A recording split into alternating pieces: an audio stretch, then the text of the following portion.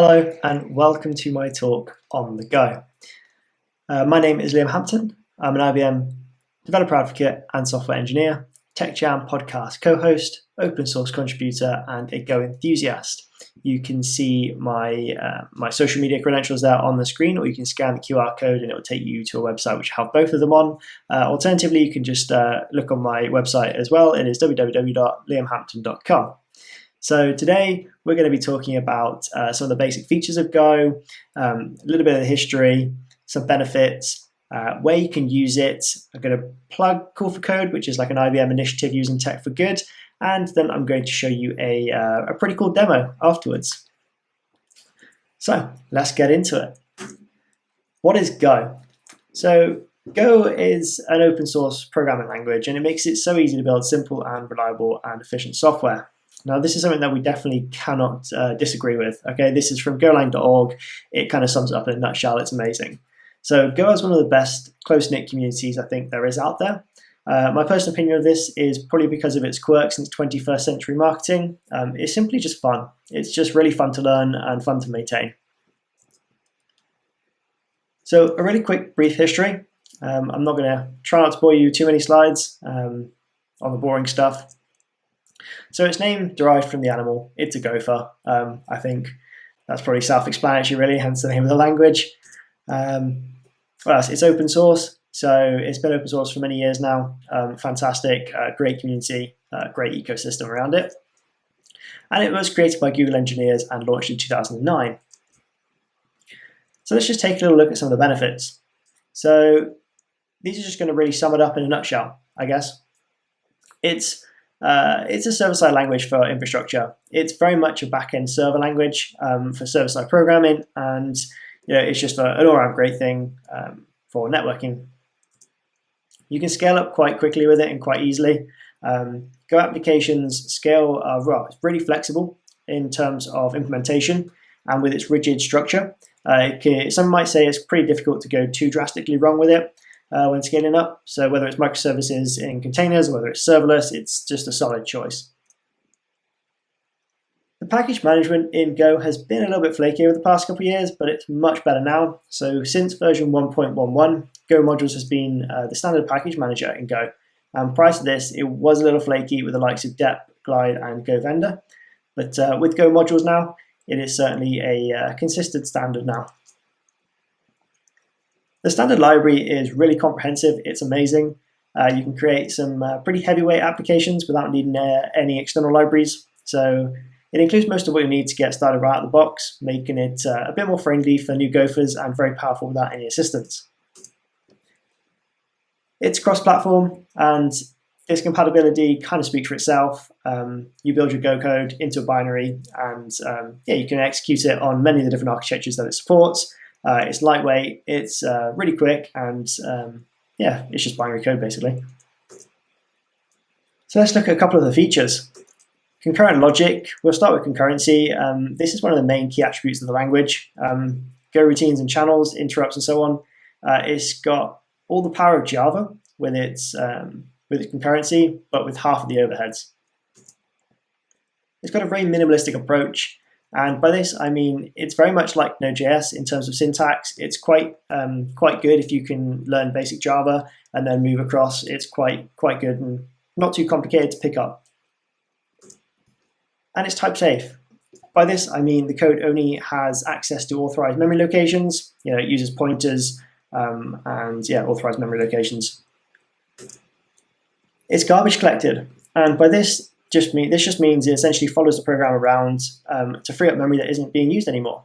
So this drastically helps reduce the chance of memory leak. It's not foolproof, so you do have to take your own precautions. So for example, if you open a file for read-write, then just make sure you close it. It's got a really fast compilation, and this is because it runs directly on the hardware. So it doesn't use a virtual machine, so it's not like Java, for example, where you need a JVM. Why am I telling you this? Well, it's because these features and benefits allow us to use Go in many different ways. But before we jump into that, let's look at some of the popularity. This is a Stack Overflow from a developer survey from, I think, 2017, and 64,000 developers answered it. 4.6 of them used Go. just overall. They just used Go in any aspect of their life. Skip to 2020, and roughly the same amount of developers answered the survey, but now 8.8% of people are using Go. So that's kind of doubled in just a couple of years. Really awesome, really great adoption of the language. So let's have a little look at where we can use Go. We'll start with the obvious and probably what we see the most often. A fast, lightweight, and efficient CLI. How? Well, with the likes of Cobra, where it's like SPF13/Cobra and your fave libraries, it has become almost pretty too simple to implement these. So before you'd just be looking at the standard in, standard out, reading, writing, using your streams, it's pretty difficult to do that and pretty complicated, but with these it makes it much easier. So I guess before I was developer advocate, I was actually a software engineer, and I created and maintained the CLI, managing cloud deployments and creating containerized projects for an open source initiative. This was actually my gateway into Golang, and really this is where I understood its raw power and was able to understand how it's so amazing in this space. So with sequential execution and the assistance of concurrency, using Go routines, you can actually create parallelism. That's not to be confused with running in parallel. It's different, and because of this you're actually able to execute many tasks very quickly, and it's just perfect for this job. Next we've got networking. So a few years back, Go was dubbed the networking language of the future, and it's pretty hard to disagree. It's got amazing support in its standard net library that provides a portable interface for network I/O, so it has everything you need right out of the box, from TCP/IP, UDP, DNS, and domain sockets. And here's a fun fact for you. You can actually create a fully functional HTTP server within the character limit of a tweet. The more you know, hey?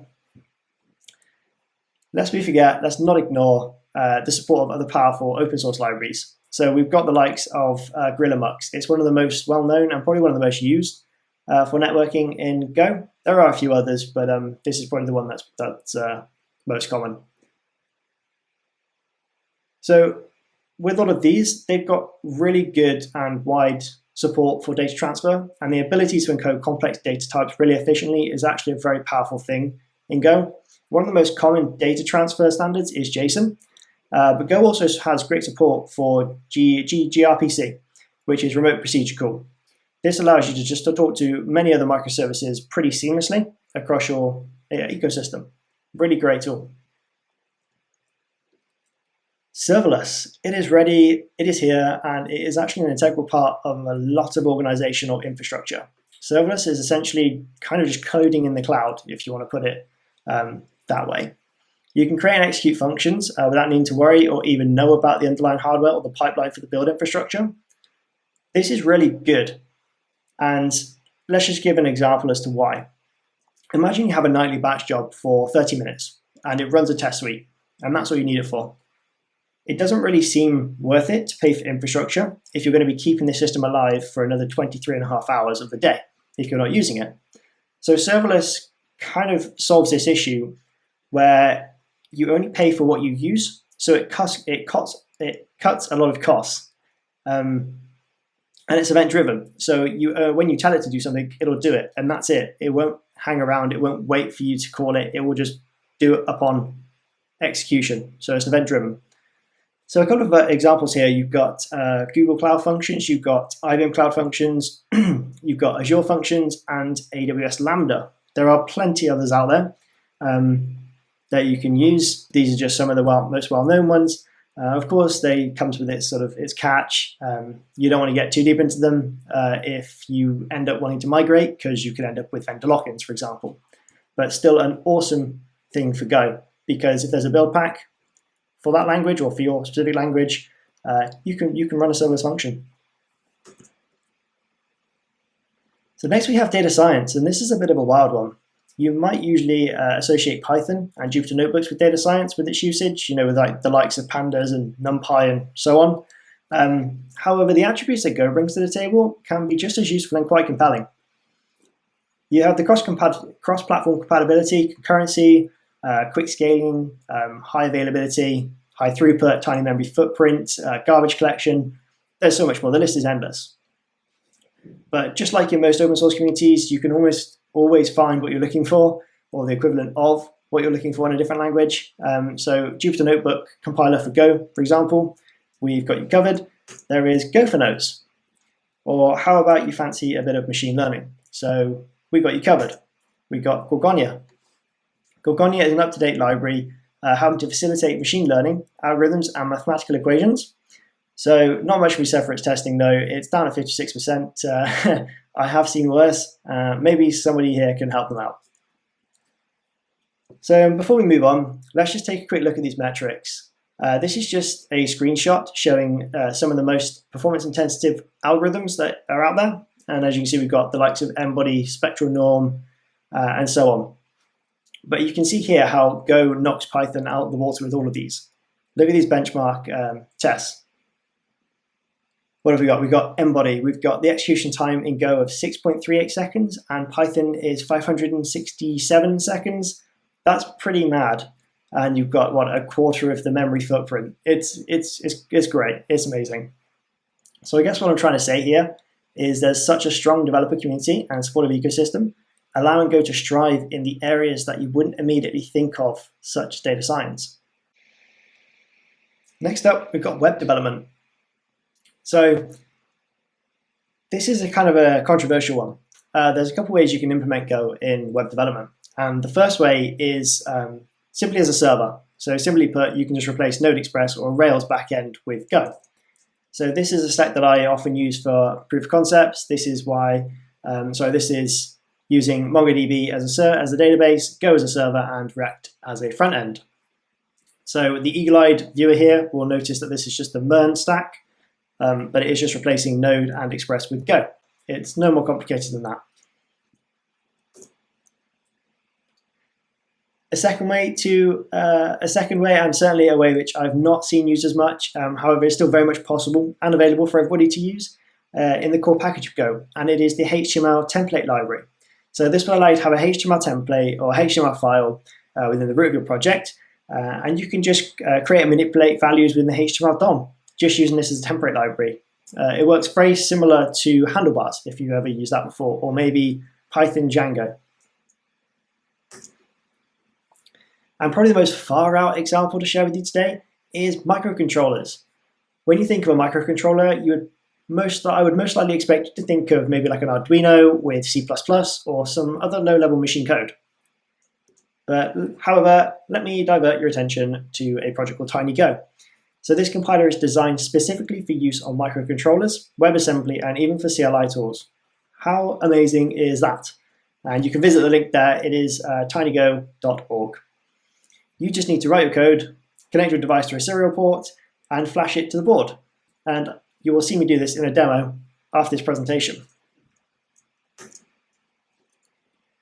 Before we get to the end, let's have a quick look at some real-world cases and just see where other companies and organizations have actually used Go in their infrastructure.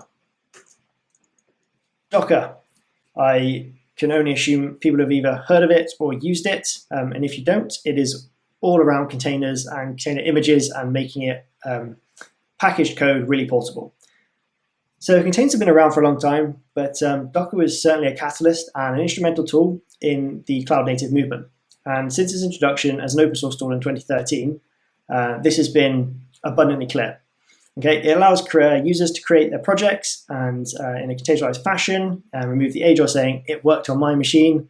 And by allowing users to do this, it actually removes the need for virtual machines, their guest operating systems, and the hypervisor, and instead it piggybacks off of the host system, and it uses a tool called the runtime engine.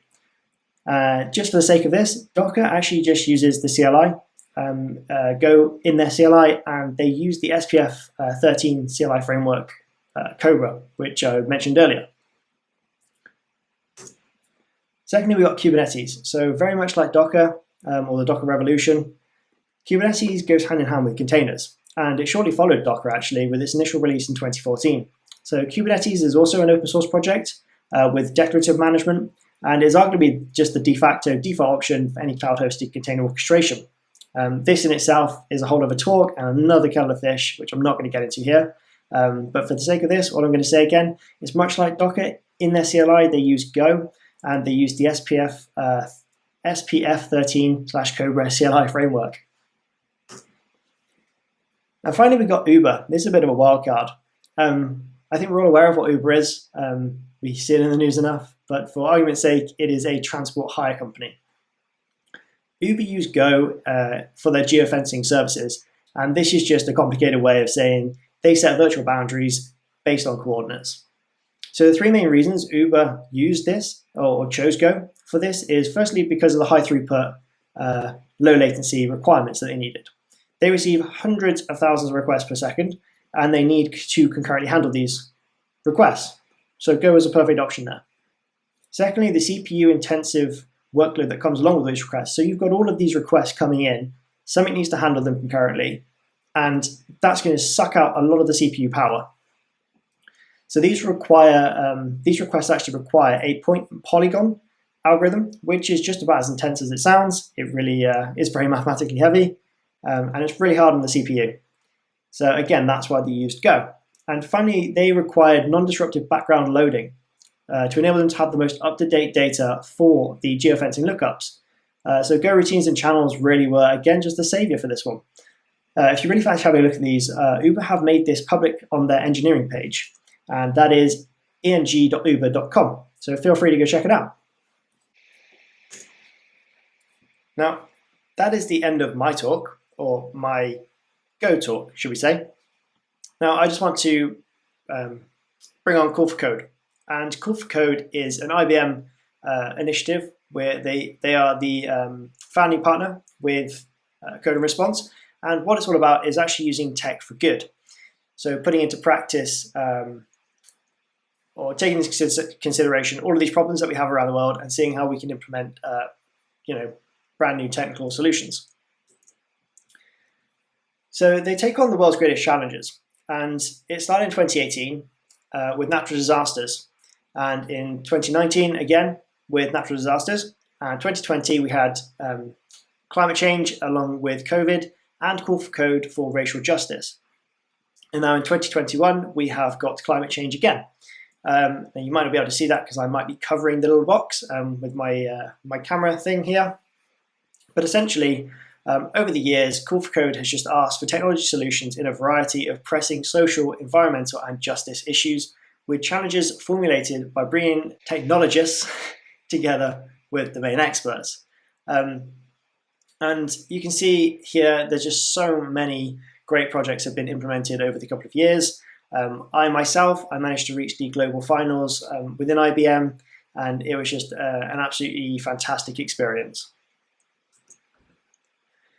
So what have we actually got in 2021? We've got the clean water and sanitation. You've got zero hunger and responsible production and green consumption. Now, each of these kind of speak for themselves, but we are trying to look for solutions to help eliminate zero hunger, to help with water sanitation and make sure that we can get clean water supplies to as many people across the world as we possibly can. Water is a natural resource, and it is the most threatened by climate change at the moment. And responsible production and green consumption, we just want to have the lowest carbon footprint, and we want to make sure that we can get there. So we're looking for solutions in that area. So why join Call for Code? Well, there's a couple of reasons why. Besides the money and the grand prize of $200,000, it's also about skill building, so personal skill building, getting involved with the community, making sure that, or helping you get involved for social good, helping you provide solutions to help fight some of these problems, and turn your ideas into actions. So you may always write stuff down on a piece of paper. You might start a project, an unfinished project. Everybody has them in GitHub. But now's your chance to take that forward and put it into action and submit it.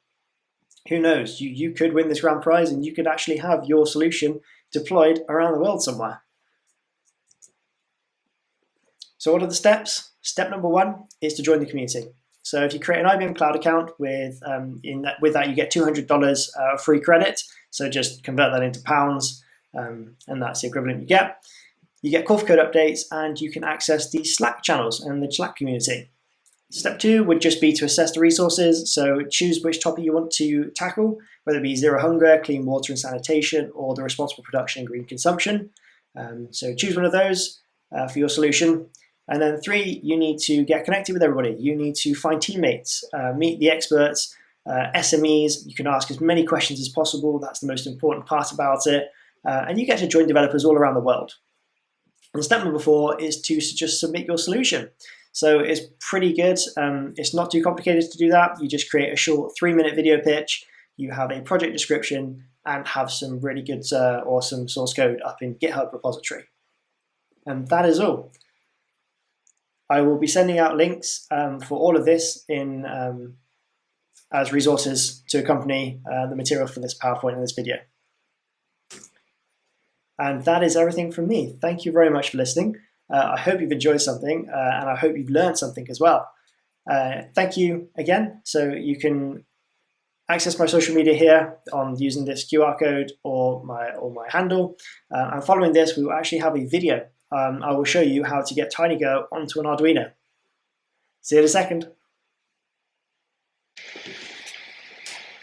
Hello, and welcome to this demo. In this one, I'm going to show you how you can flash an Arduino with some Go code. As you can see here, I have got an Arduino. It's plugged in, it is on and it's running, but unfortunately these LEDs are not doing anything. And I've got 4 colored LEDs, and what we're going to do is we're going to make them flash. We're going to make them flash using some Go code. So without further ado, let's jump into it. Let me just switch the screens over so you can see me and the code. There we go. So what you can see here is I've got a basic, very basic template for a program. Now this program is going to run some imports. It's going to have a delay function. There's going to be some LED configuration, and then we're going to turn on and turn off the LEDs themselves. So let's get started with the delay function.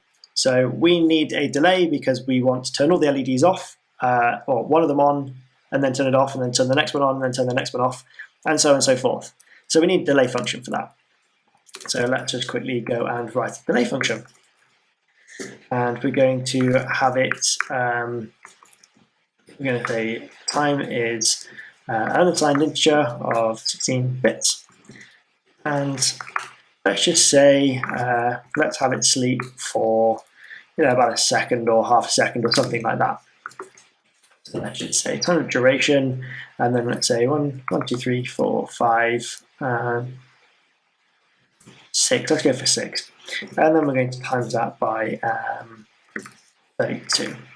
This is just a little bit of math, just so we can get started with a delay function. The next thing we want to do is set up the LEDs. Now, the LEDs on the board, I've got, how many have I got? I've got 1, 2, 3. I've got 4 of them plugged into the board, so I'm going to need to map 4 in there, or add these into a slice. And we're going to call that, let's just call it machine pin. Oh, can't type. There we go. And that is going to have machine dot, what have we got them plugged into? We've got them plugged into 7, 8, 9, and 10. So we're going to have digital 7, and let's say 8. And then we're going to do the same for 9 and 10. So D9, digital 9, and machine, just say D10. There we go, just like so. And what that's done is that has pulled in or made it aware that these are the pins I'm going to use. And I need a trailing comma there. But automatically you can see that we have managed to import the machine import and the time import. Now the time import is going to be used for the delay, and the machine one is what TinyGo uses. Now you can see that I'm using TinyGo because down in the bottom bar here you can see TinyGo, and it is assigned to Arduino because that is the board that I'm using. So let's jump back into the code. Now we've got to configure the LEDs. So what we want to do is we're going to do a range loop for LED, and let's say range of LEDs. So in here we are going to do an LED configure, and what this is going to do is it's just going to tell the board that we are using these pins for as an output. So we want to put pin config, and then we're going to put the mode, and that's going to be machine.pin, and we want output.